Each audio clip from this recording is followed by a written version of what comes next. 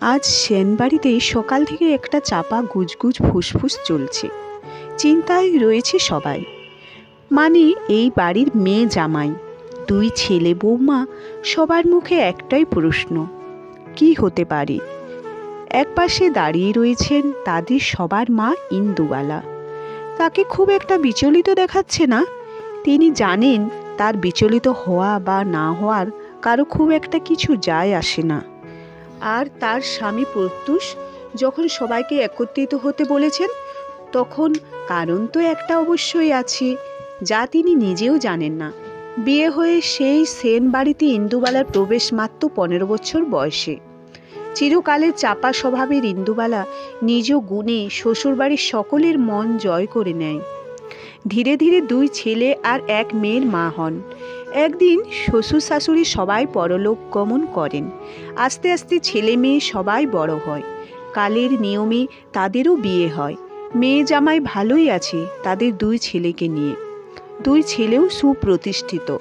নিজেদের পছন্দ মতো মেয়ের সঙ্গে তাদের বিয়ে দেন ইন্দুবালা ও তার স্বামী প্রত্যুষ। তাদেরও কারো একটা মেয়ে, কারো এক ছেলে, এক মেয়ে। বৌমারা সবাই চাকরি করে। এই পর্যন্ত সব ঠিকঠাকই ছিল। এমনিতে কোনো অশান্তি হয় না সেনবাড়িতে। ইন্দুবালা এই 60 বছর বয়সেও যথেষ্ট কাজ করেন। আসলে মেয়ে মাঝে মাঝে আসলেও নিজের বাড়িতে সবই করতে হয় বলে এখানে একটু বিশ্রামে থাকে। আর বৌমারা সবাই চাকরি করতে বেরিয়ে যান। তাই ইন্দুবালা বাড়ির কাজকর্ম নিয়েই থাকেন। তিনি করতেও ভালোবাসেন, কেবল মাঝে মাঝে বয়সটা বিশ্বাসঘাতকতা করে। কত কিছু তিনি এই বাড়িতে শিখেছেন। শেখেনি শুধু তর্ক করতে, মিথ্যা বলতে। তখন যখন জানতে পারেন ছেলে মেয়ের মধ্যে কেউ বা বৌমার মধ্যে কেউ মিথ্যে বলছে, খুব কষ্ট পান। তবু নিজের আড়ালে কাঁদলেও স্বামীর কানে কোনো দিনও তোলেননি।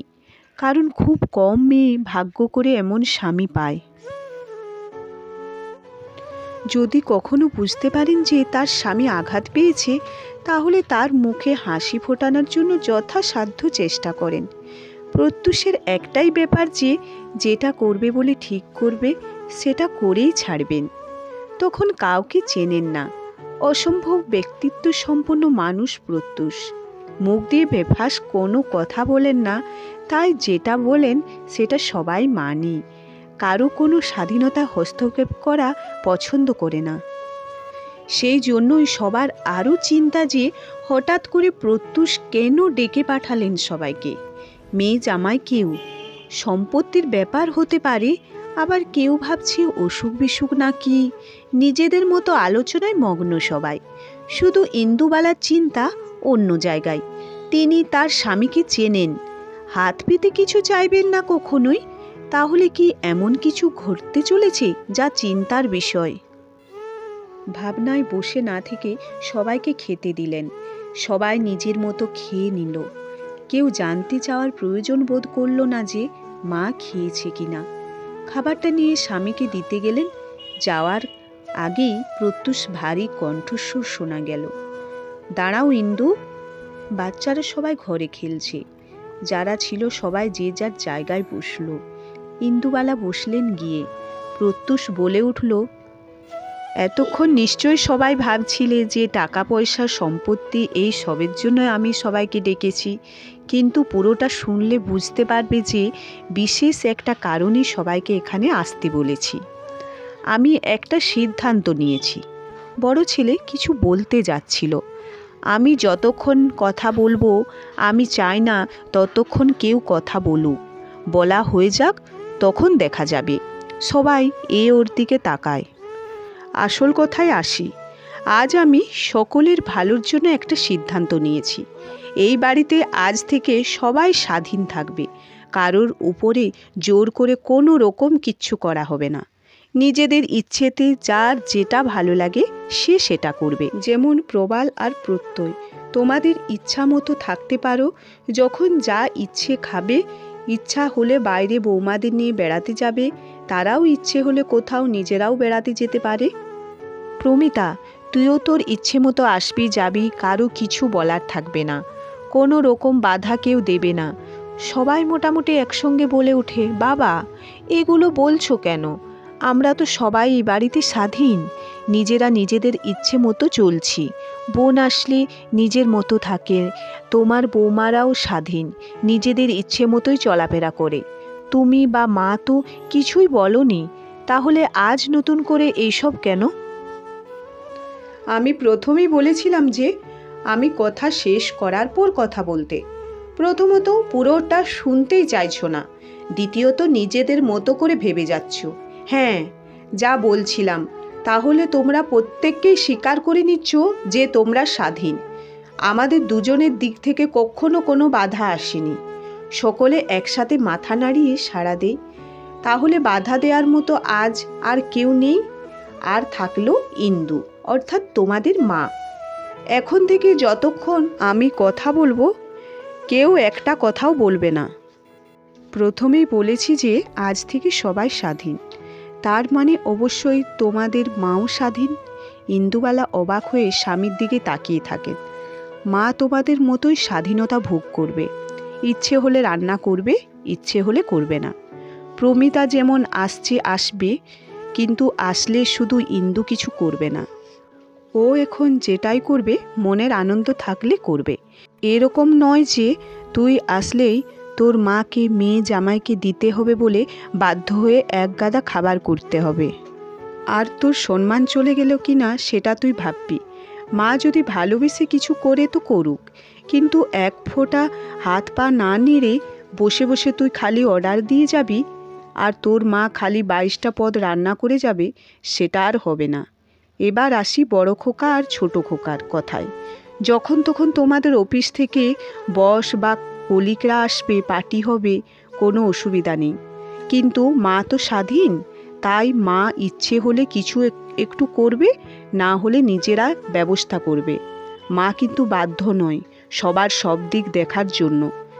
আর বৌমাদের বলি, তোমাদের বাপের বাড়ি থেকে যে কোনো সময় যে কেউ আসুক, কোনো অসুবিধা নেই, নিশ্চয়ই আসবে। তবে কি না তোমরা যেমন একদিন স্বাধীন হয়ে শুধু ঘুরে বেড়িয়ে তদারকি করতে আর অনুমতির পেছনে আদেশ দিয়ে মাকে দিয়ে সব করাতে, সেটা আর চলবে না। মা তো স্বাধীন, তাই মা কার জন্য কি আপ্যায়ন করবে সেটা এবার থেকে মা নিজেই ঠিক করবে।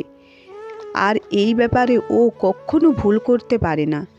তোমাদের মনে হতে পারে যে হঠাৎ এতদিন পর আমি কেন এসব বলছি। ভেবেছি সবাই নিজেরা বুঝতে পারবে যে মায়েরও ইচ্ছা অনিচ্ছা বলে একটা জিনিস আছে। তারও শরীর খারাপ হয়, তারও এতজনের জন্য একা করতে কষ্ট হয়। এতদিন আমি বলিনি, তার একটা বড় কারণ হলো যে কাজ করলে ইন্দু নিজেই ভালো থাকবে, শরীর ও মন ভালো থাকবে। কিন্তু যখন দেখলাম জীবনের এই সময়টাতে আমি একটু ইন্দুর সাহচর্যা চাইছি, ও চাইলেও বাধা পড়ে যায় তোমাদের কারো না কারোর ইচ্ছের কাছে, তখন ঠিক করলাম ওর শরীর মন কিভাবে ভালো থাকবে সেটা না হয় ইন্দু নিজেই স্বাধীনভাবে ঠিক করুক। আমরা তো সবাই এখানে